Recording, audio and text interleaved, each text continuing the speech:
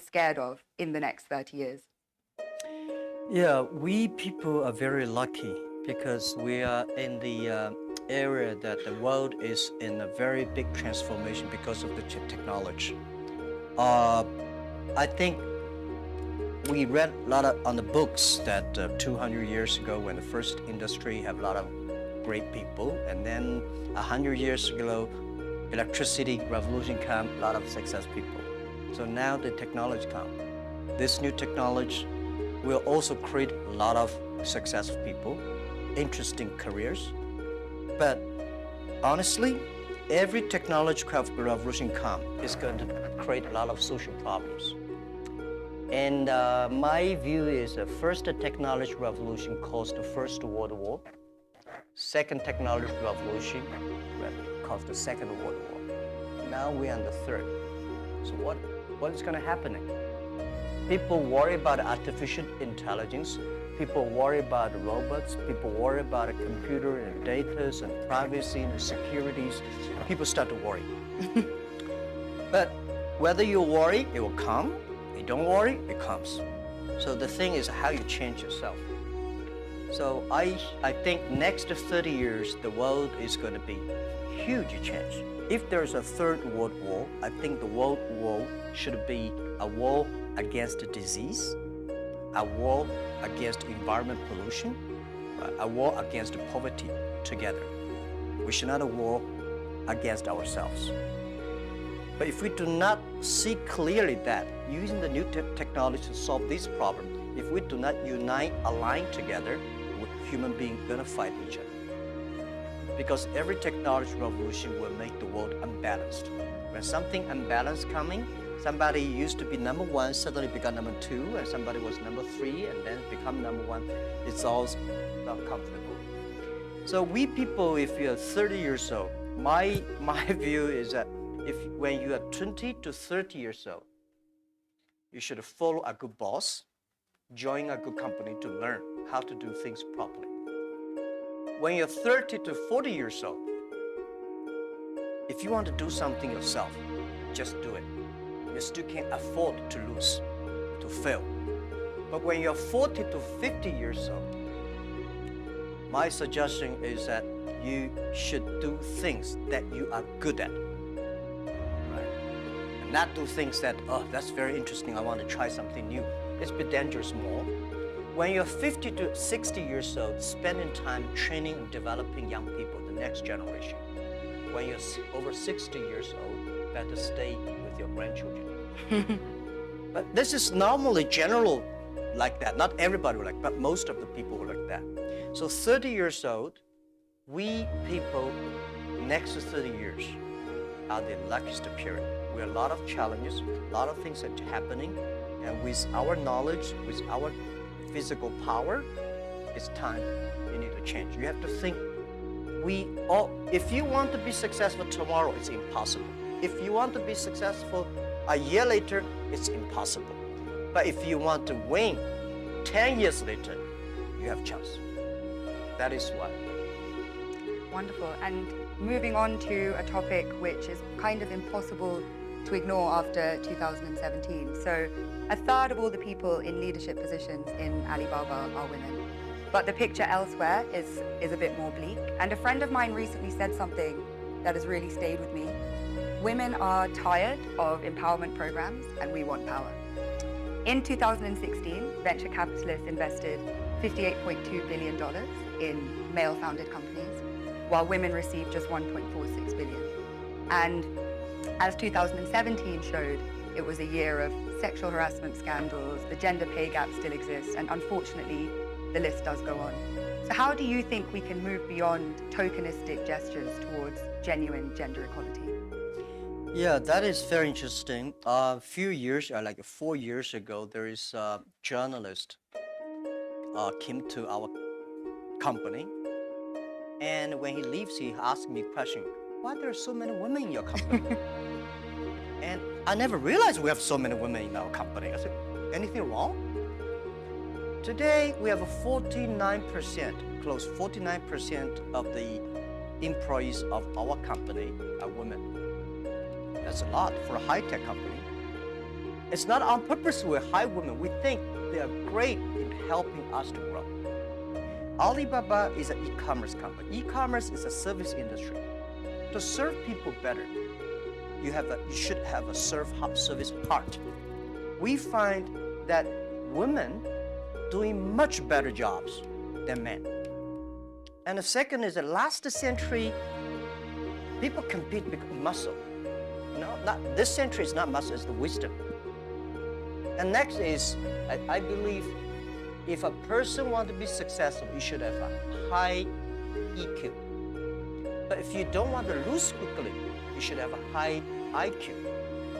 But if you want to be respected, you should have high LQ, the Q of love. So those three Qs put together, a lot of men, they have a high IQ but low EQ, or very tiny LQ. Women, balance-wise, they're the best. If you want your company to be successful, if you want your company to operate with wisdom, with care, women is the best. In my company, we notice that women, they care others much more than men. Even on our site, today on shopping site, e-commerce, we find women buy a lot of things. But they buy for their husband, their parents, their kids. Men only buy for themselves mostly.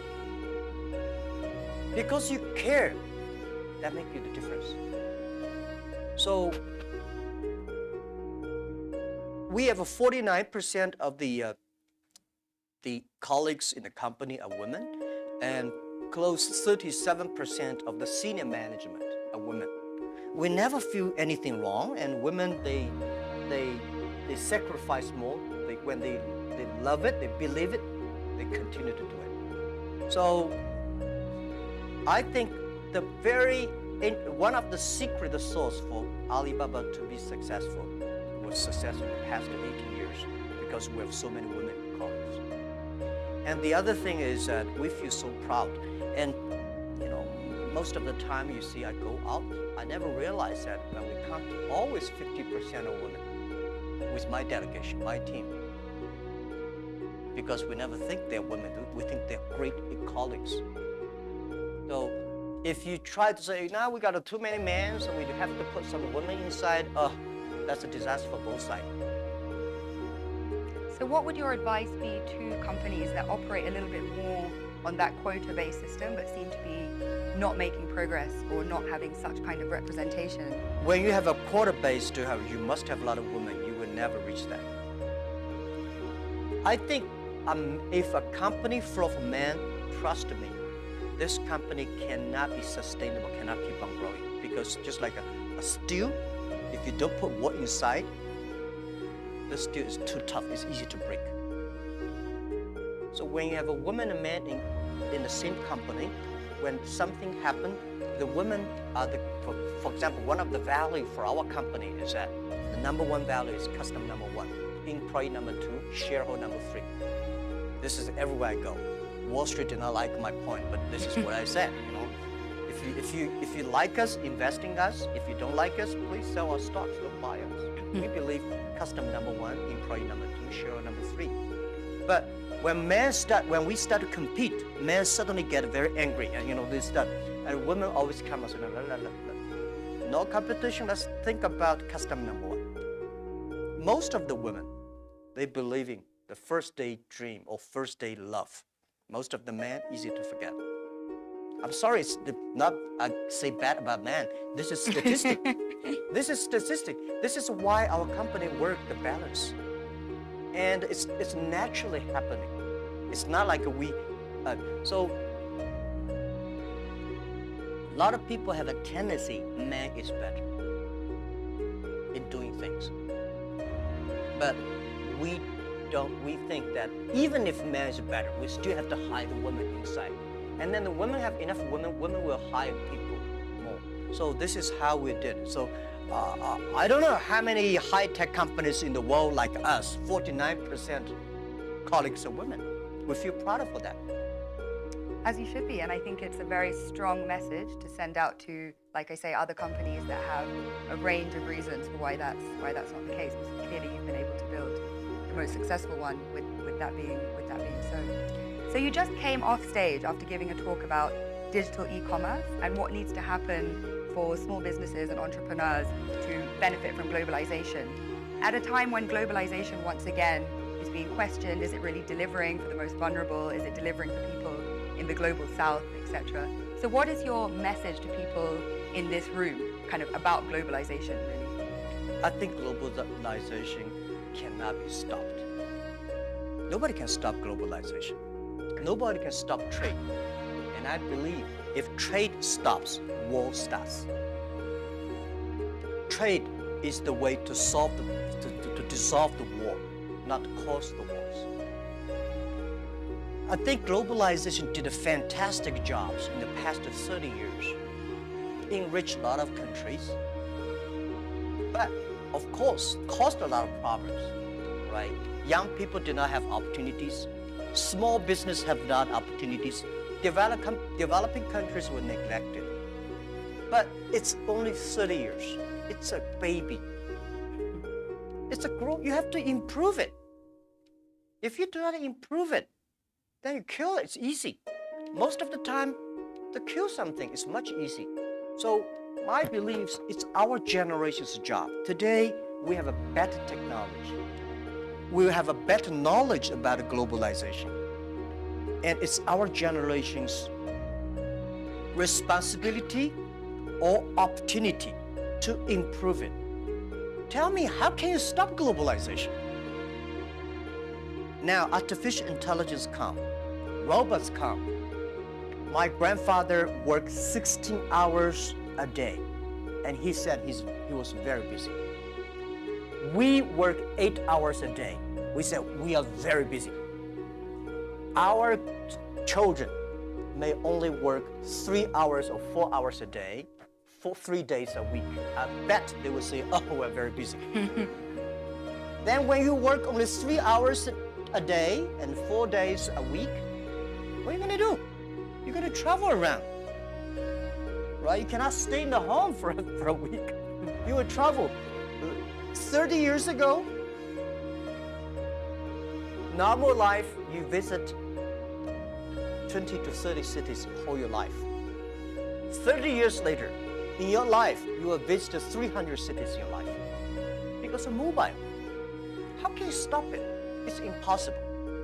So thinking about that, the only thing is to improve it, to make it simpler. Global trade should be simple, should be modernized, should giving inclusive. Everybody have the opportunity.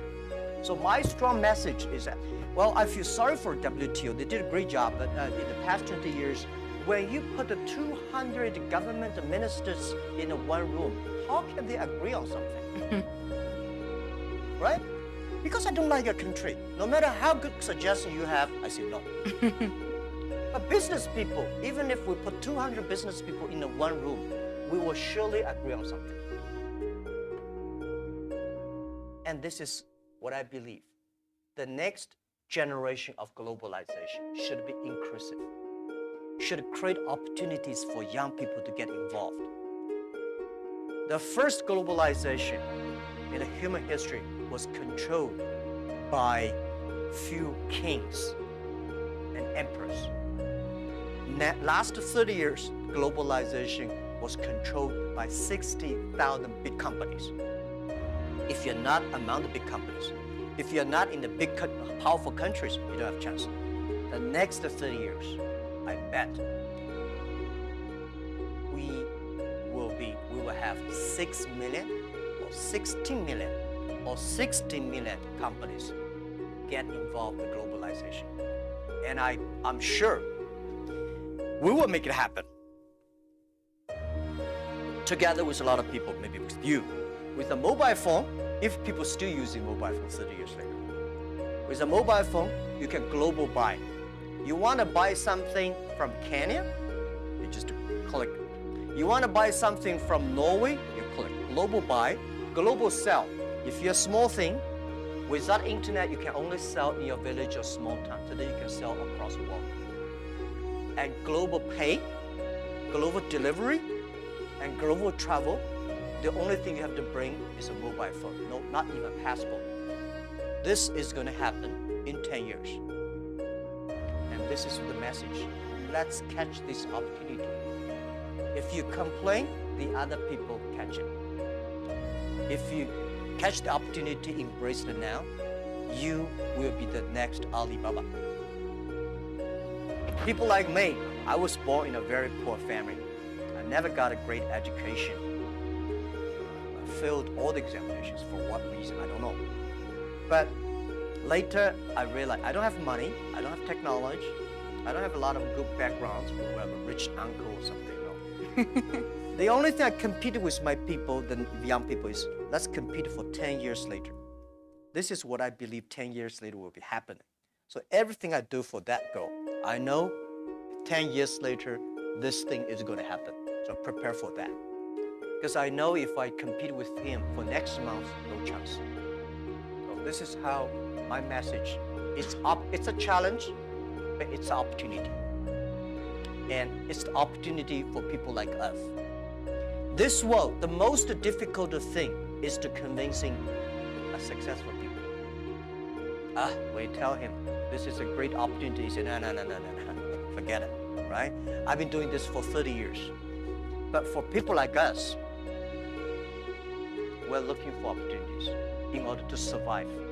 So we will do anything to be creative. So this is the message. 30 years, it's an opportunity for us. It's a challenge for those people who are 60 years old. If they're 60 years old, not discrimination, but it is tough for them. And maybe says something about how we need to look at government as well in terms of young people entering and doing things. So if there are these 6 or 16 or 60 million businesses and we're all kind of hyper-connected, on a more fundamental level, do you think consumption is making us happy? Consumption? What do you mean consumption by making us happy? Oh. But through consuming, are we becoming happier? Through being more connected, is that genuinely? Yeah, of course, consumption will make without consumption, definitely we're not happy, right? But if their consumption may not be, the thing is that for me, people like me, people say, Jack, you're very rich, but I don't have time to spend money. And I know this money does not belong to me. When I have 1 million, 2 million, it's my money. But when you have 20 million, problem comes, you think the US dollar is going to devalue or English pound, and the stock market is going to problem. When you're over $1 billion, that is the responsibility, because the society trusts you can manage the money better. If you think that is your money, you'll get into trouble. This is what I always believe. How can a person have 20 or $2 billion? No matter how hard you work, you should not get to $2 billion, $20 billion. The money people put on you is the trust and credit you have. So you should spend money better than government. You should spend money better than the other people. Spend money on the right places. So consumptions, yes. And like the service industry, let me tell you one thing. The AI robots is going to kill a lot of jobs. Because in the future, machine.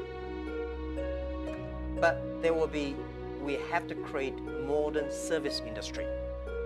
Service industry is going to happen. Service is going to a lot about consumptions. So doing the consumptions, service industry has huge hope. But you have to do uniquely. I think from that slightly philosophical point, we can turn to the floor for questions. So if you if you could please introduce yourself, say where you're from, please keep your questions succinct so we can take as many as possible and relevant for the whole group. Great, so would you like to go first? Hi, my name is Parv. I'm a global shaper from Chicago. And you just talked about philanthropy, and I'm curious if you could talk about how you see your role is changing in the giving space, particularly given the fractured world we live in. Yeah, I think philanthropy it's not about helping others. It's about helping yourself. I had a huge debate with my colleagues. Several years ago, there's a big earthquake in China. And there was a big earthquake in Japan. So we donated I forgot the exact, like $20,000 to Japan, $10, $15 to China. And people say, why we donate that little? Because we have a lot of money. And my point is, no matter how much money you donate, 2 million, 20 million, that money compared to that is tiny. You cannot change a lot of things there. The thing you donate because you change yourself. When you change, the world is changing. You have to change yourself, right? And the next thing is that philanthropy is about action. It's about involvement. It's not about giving money. It's about to wake up people's consciousness. So I think, to me, I grow up, and my globalization is grow up in this place. Year 2001, when I was nominated as a young global leader, I had no idea what is Davos, where is it, and what is about a young global leader. But I came here, I learned, I listened about these corporate citizenship, global citizenship, and globalization, all things. I grow up.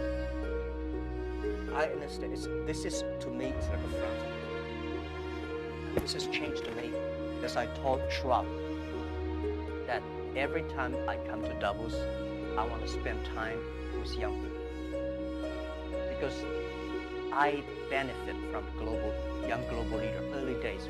When I listen to Bill Gates and Bill Clinton and George Soros, these guys, at that time we don't have that many people. Very poor facilities. Well, very cold. I work like 30 minutes driving in a bus coming here and watch, and now I think still have, but this is good. This is the tuition we pay for a grown up. And now, to me, I think spending time with you benefit me, and also I want to tell you my true experience. It's a philanthropy. It does not necessarily mean money. So, by charity, you cannot change the world. But if you have a philanthropy heart, you can do a lot of things.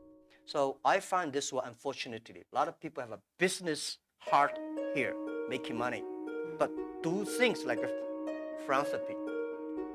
What we should do is should be a philanthropy heart, but have a business skill. I hate a lot of people do the opposite. They want to make money, but they talk like a philanthropy. And they do like a philanthropy, waste a lot of money. So this is what I mean. And it's, if you want your team to continue to work with you all your life, you have to plant the seed of care the world, care others. First day they join. I don't like a lot of companies who make a lot of money because making pollutions, counterfeit products. By end of the year, donate some money. Business, the philanthropy idea should be buried into the business model. That's Philanthropy of heart, I think, the message that young people can take forward. Please. Hi, my name is Iman. I'm a global shaper from the Jeddah Hub in Saudi Arabia. My question is, as a young boy, did you envision that your life would be like this? Did you have intuition about this? And if so, do you think the belief helped in achieving such great success? As a young boy, I never thought, as a young boy, even today, I never thought I would be here. Honestly, I never thought. But as a young boy, when I look back, every problems I met in life when I was a kid benefited me. I failed so many times. People probably know that I've applied jobs for so many jobs, over 30 jobs, all rejected, not even got a chance. 24 of us were interviewed for a KFC job. 23 accepted. I was the only guy rejected. 6 people went for looking for a police job. 5 accepted. I was the only one. My cousin and I applied job as a server in a 4-star hotel in my city. We waited a long queue for 2 hours. He was accepted. I was rejected. So my mother looked at me, huh? You know, because. But I know this is a training course for me. Before my 30 years old, I'm a failure. People lose, but I never give up. I think there is an opportunity there. And then I was a teacher later. I graduated from university. I was a teacher in the university for 6 years. Number 5 year, I was elected the best teacher of my university, elected by students. So I said, everything I taught my students are the things I learned from books. What if I go out, spend 10 years, experience all the things, whether fail or succeed, I go back to teach again. That was my original thinking doing Alibaba. So I never thought I could be rich. I never thought I would be successful. I never thought we could survive for 18 years. And then we made it. The only thing that today we should do is share the experience and know, especially share the mistakes, suffers with others. My thinking is that you guys remember, if you want to be successful, learn from the other people's mistakes. Don't learn from the successful stories. Successful stories they make, don't listen to that. There are a lot of reasons behind it. Just like, I remember the first time Harvard Business School came to us, saying, Jack, we want to write a case study for you. Yes, years 2001 or 2000. They came, they spent 1 week and they write a report and I read, no, I said, this is not me. And they said, this is you. I said, no, this is not us. He said, this is you. So they make up his sign and the case study go up and they start to teach in a lot of universities. The next 5 years, they invited me to go to the case study and they always find a competitor of my company. And after every case study, Alibaba will die, that company will succeed. All the students agree. And actually, every 5 years, all the competitors die, we still survive. So how can you study this kind of a successful story? Learn from the mistakes, the other people. No matter how smart you are, you will encounter these mistakes. You learn from mistakes not because you will be able to avoid mistakes. You will be able to, when these mistakes come, this suffer comes, you know how to deal with it, how to face it. The book I want to write, if I can, is Alibaba 1001 Mistakes. This is the most treasurable things that in my life. In my life, it's not how much we achieved, it's how much we gone through the tough days and mistakes. And this is what, if you start to think now. So if you ask me when I was a boy, I never thought about that. Never. Let's go to the back of the room.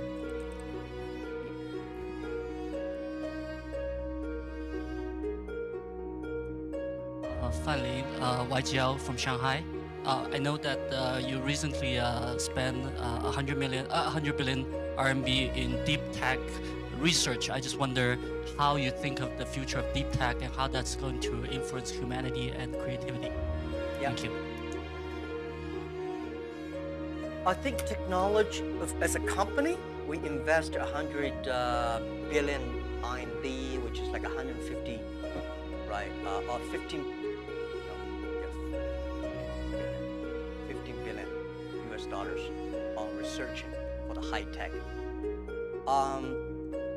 As a company, I hope in the future we gain our profit because of our technology, not because of our size. So we have to invest in technology. But I don't like this kind of, there's a debate. Artificial intelligence, big data is going to threaten the human beings. I think artificial intelligence should support human beings. The technology should always doing something to enable people instead of disable people.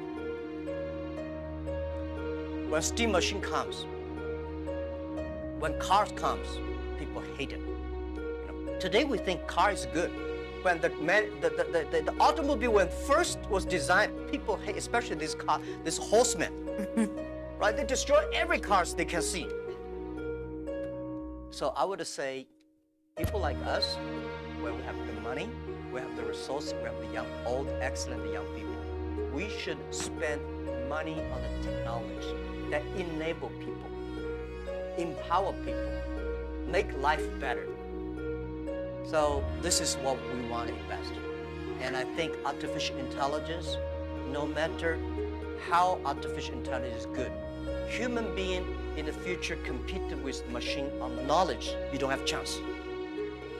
Computer is always going to be smarter than you are. When there's a car, forget about who runs faster.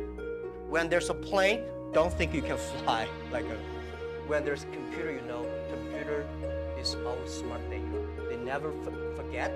They remember everything. They never get angry. They calculate faster. But computer can never be as wise as a man. What's the difference between smart and wisdom?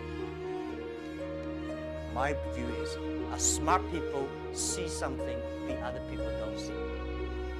Wise people see something you pretend you did not see it. Smart people know what he wants. Wise people know what he doesn't want. Wisdom, the person with wisdom knows, only you know I don't want this. Then you know what do you want. So I think this is the money we invest to support human beings, not supporting Alibaba. This lab is open to the whole world. It's not supporting Alibaba at all. Yeah.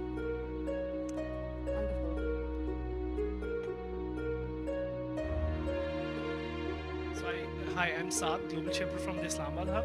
I really want to know what you think about leadership. Is it something that comes from the heart when it comes to decision making as a leader, or is it something that that you have to take, you have to think through your mind as well, or is it a bit of both? Like as a leader, when you make decisions, would you go with something that you really feel about from your heart, or would you try to have a mix of your mind and your heart when you make decisions? Yeah, I think it's a good question. I've been thinking about that. First, it's your nature instinct. There must have something that you're different. Second is you need training. You should be trained through all the tough experience, but still positive. I found out some great leaders in the world.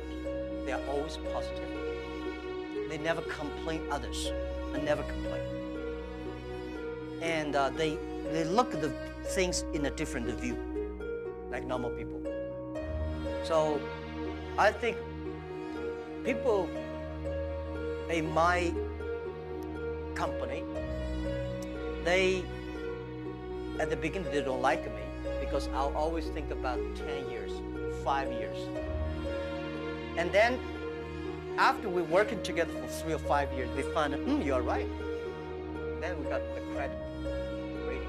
And as a CEO, one of the jobs where everybody's happy, you have to see the unhappy things. When everybody's unhappy, you have to see the happy things.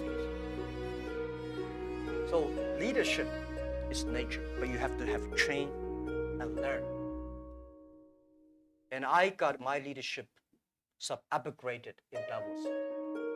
I see so many. Ali Enter Financing, how many people here know about Alipay? Thank you.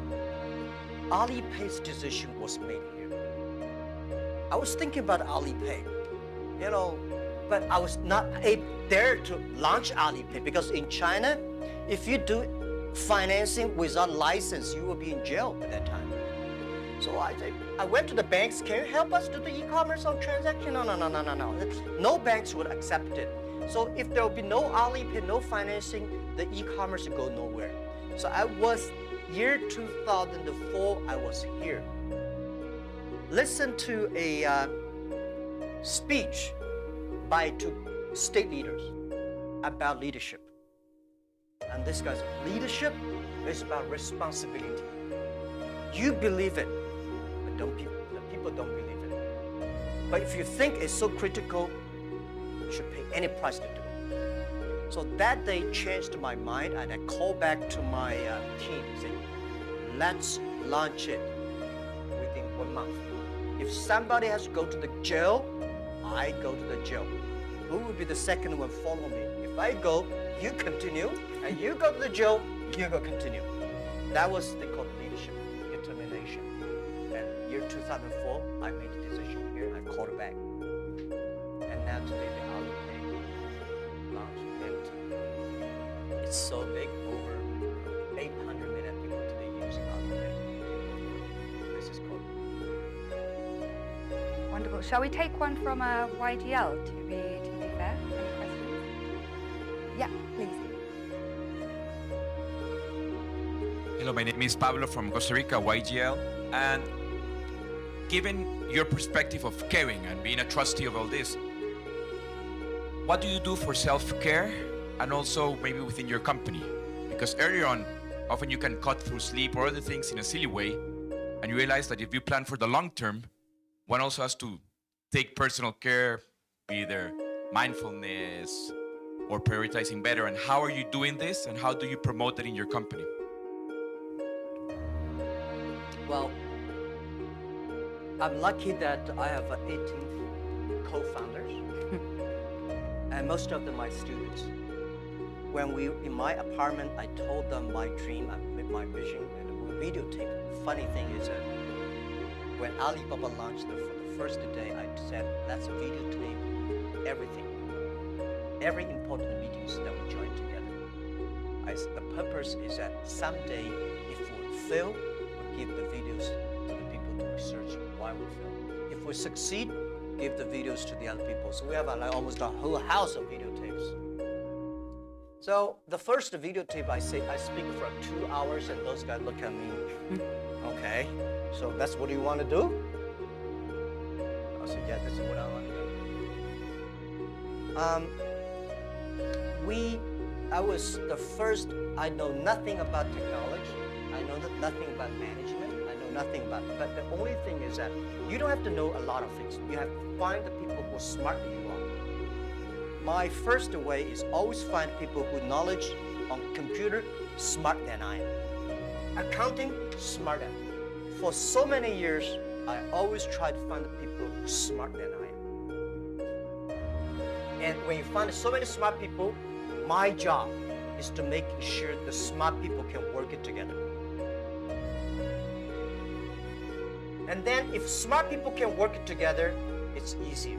The vision you believe. Because if stupid people can work it together easily, smart people can never work together.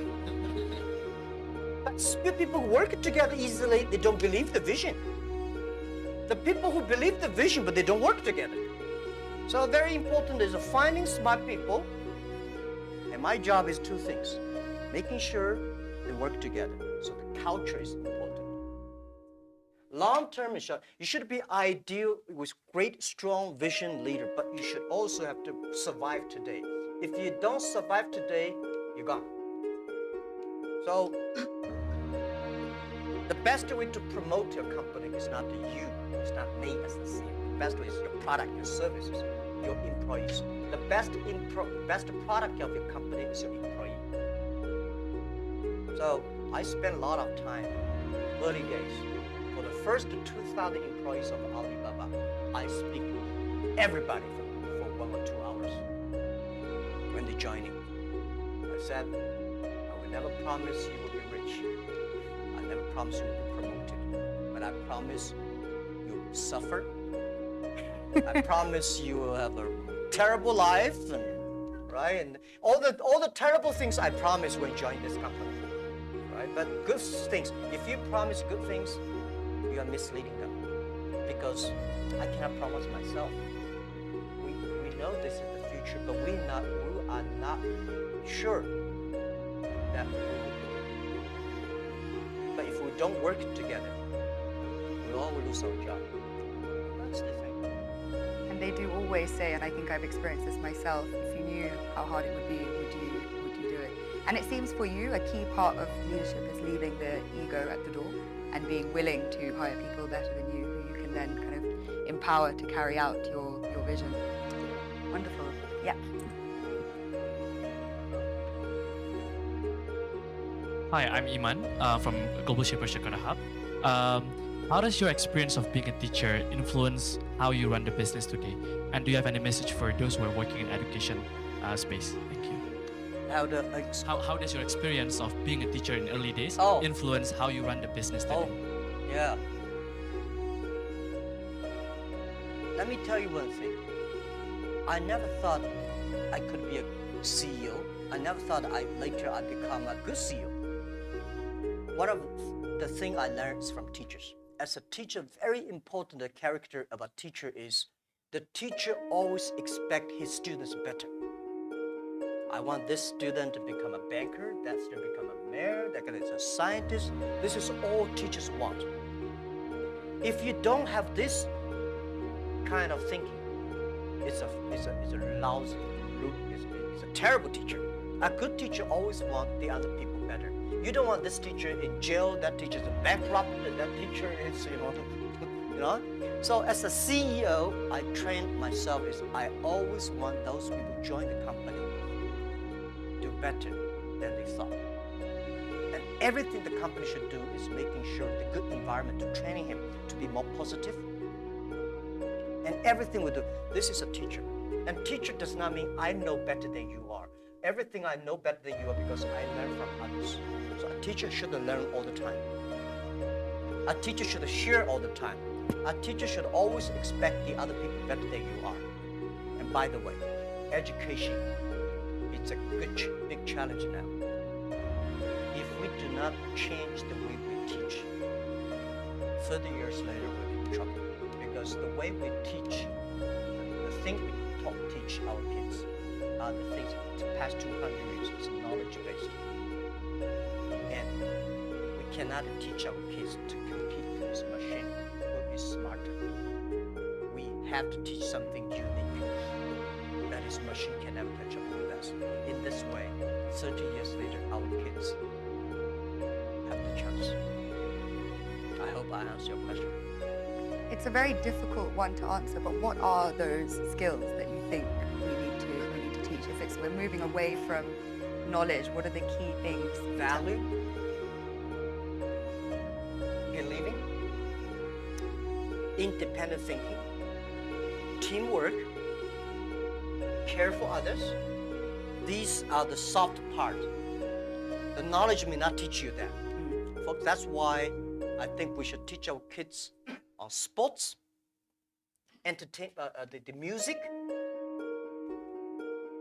the painting, art. So making sure humans should be different from everything we teach should be different from machine. If the machine can do better, you have to think about it.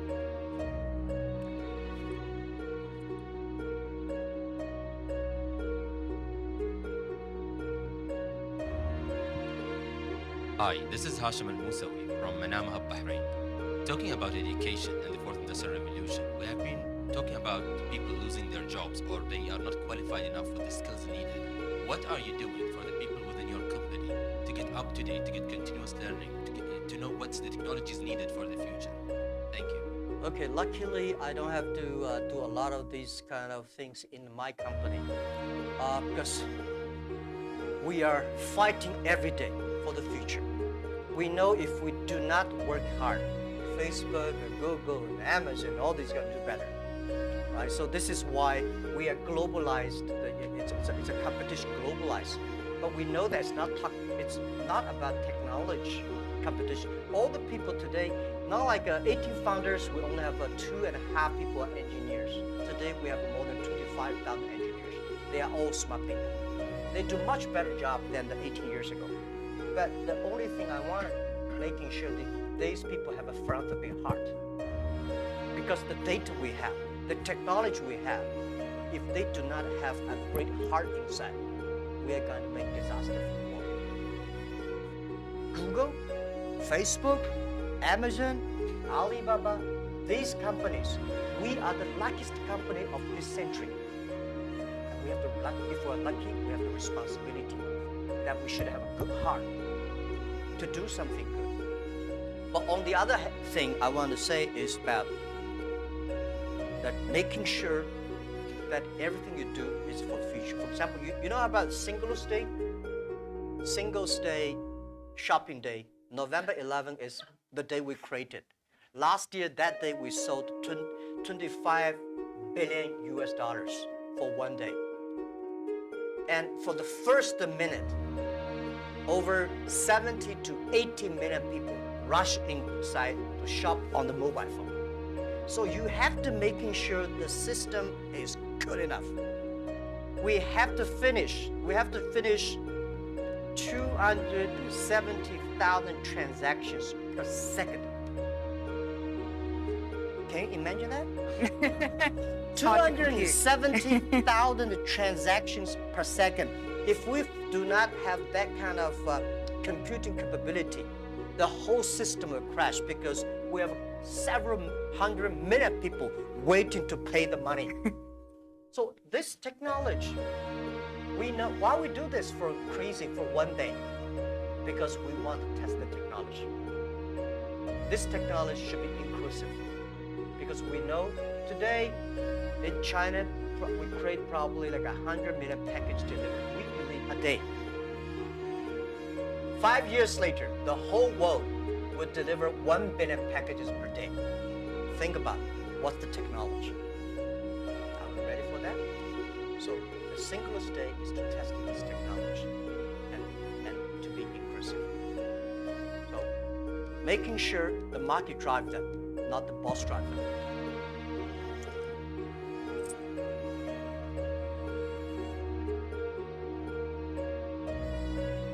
Thank you, Jack. Jesus Cepeda from Mexico, from the Monterrey Hub, Global Shaper. We have been talking a lot about our generation, and I really like the conversation about 30 years before, 30 years after. Actually, I have been hearing these days that we haven't had this snow in 30 years here. So the question is going to a quote of Professor Schwab. He said a couple of months ago to the Global Shapers that we're the first generation that is going to suffer about climate change, and we are the last one that can do something about it. So with your teaching passion, what are the 3 things that you are saying to educate the 10 million employees or the 100 million employees or everyone who's looking at this video to develop an environmental mindset, a spiritual mindset, a non-fragmented world mindset? Okay. First, let me say this. Every disasters, the environment disasters, is a reflect of human heart today. Because when we need too much, we destroy a lot of things. I think the human being today, in the past 200 years, because of knowledge-based technology or knowledge-based training system, all we want to do is get more. We want more things. We go to the moon, we go to Mars, we go this, we always outside looking. We human beings never inside looking. If you don't have the inside looking, you will never be wise. If you're not wise, you never know what you don't want. Today, human beings get much more than they expect they should have. So the environmental pollutions, the whole thing happened is because human beings become greedy, become arrogant. So this is why the big data, the data technology is trying to understand the inside of human. What is data? Data is the human behavior. A lot of people, trust me, the machine will know you better than you know yourself. Have you seen some movies? Some gamblers, they're great. They look at the eyes. If you got a good card, this eyeball will shake. But normal people don't see it. The machine see all the details. The machine know you better. So what I would say is that in the data period, human being next to 100 years, human will try to understand inward looking. We will see a lot of ugly things of ourselves. When knowledge-based outward looking, you see the ugly things of the others and good things. When you look inside looking, this is Chinese philosophy. Chinese people, Our believing is always inside working. We're supposed to have inside checking every three times a day, but not really. If you can really do that, you can do that. Then you'll be good. So for environment, you're right. If we do not take action, all the money you make will spend in the hospital, medicine. Our kids will be in big trouble. So let's fix it. And first fix our heart, fix our know-how, and fix our belief. When you have a belief, when you have a religion, when you have a value, it's better. So I think this is what I concern me. This is what I think the young people should always have, the value, the mission. If you have something you believe in your heart, then it'll be different. This is what next 30 years education will focus on. We have time for one last brief question. Karuna?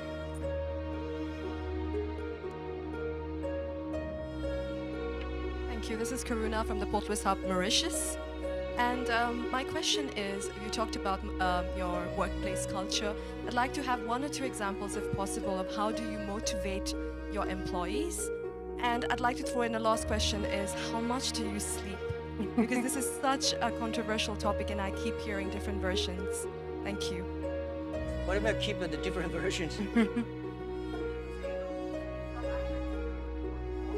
Sorry, I've heard CEOs sleep only 3 to 4 hours, and whereas I've heard you need at least 8 hours. So yeah, I'm a bit divided and would love to know your secret. Thank you. Yeah. How do I motivate incentive or motivate my colleagues? You have to find the people that can mobilize themselves.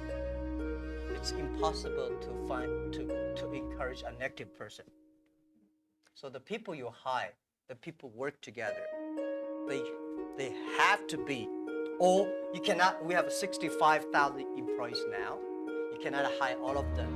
That's possible. But at least the people work with me.